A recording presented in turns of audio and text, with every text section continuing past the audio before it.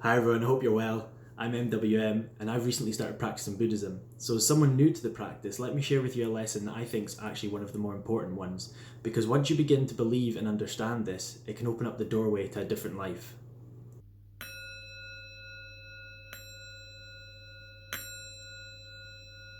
Now, in a world where we're chasing the next thing and caught in an endless loop of desire, we don't take enough time to stop and really look after ourselves. Even those who actually have some free time find it difficult to reflect upon life.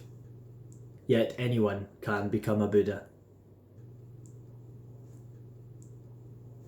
Buddhism, you've probably heard of it before, there's a wealth of spiritual guidance on offer, and like many religions and philosophies, there's different groups and interpretations of these teachings. So specifically, and as someone new to Nichiren Daishonin's Buddhism, I would like to share with you a lesson that I found is one of the more important ones in first starting off, because there's emphasis on strengthening yourself and not breaking away from society. So what is a Buddha anyway? It's easy to imagine some larger than life character sitting under a tree, shaven head, having a great time with themselves, just meditating away.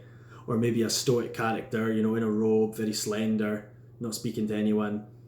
But it's not meant by that in this context. Neither does it give you some godlike abilities or turn you into a superhuman. In fact, the original Buddha, Shakyamuni Buddha, said it was difficult to understand and difficult to describe. So it's not very helpful. Let's look at this in context of the 10 worlds and 10 life states to help us understand maybe a bit better. The first and lowest world of life state is hell, but it's not that kind of hell. So it's probably better to think of these as how you perceive your life with everything and everyone in it.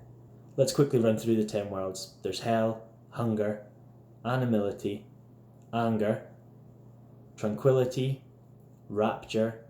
Learning and realization is actually 2 worlds. Then there's bodhisattva, which is the 9th world, and that basically consists of looking after others and trying to make other people happy. And then the 10th world is Buddhahood. Think of each world being linked and yet separate. Once you're in one, you don't feel much of another.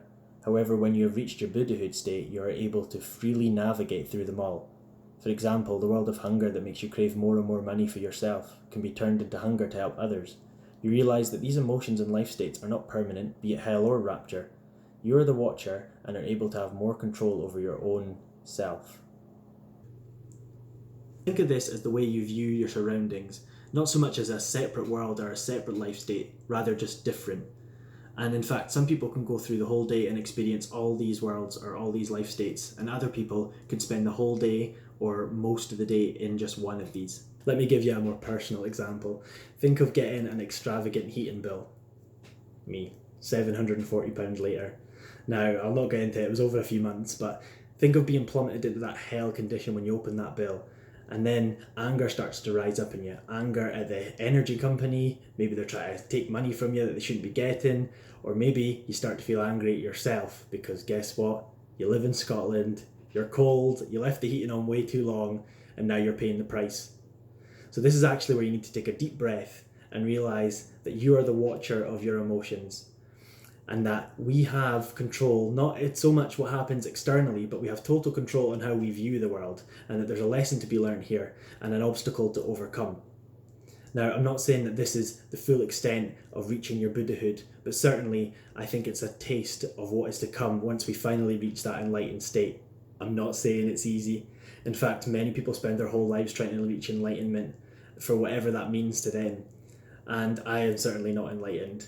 This video as well is not to try and teach you how to get enlightened. It is to simply say that you can become a Buddha in this lifetime if we only try and believe. Hey everyone, so that's the video over. Thank you so much. I just want to say, as someone new to Buddhism, I hope I did the topic justice. This is also my first video, so if there's any feedback you want to give, please comment or send me an email or a video response, whatever you prefer.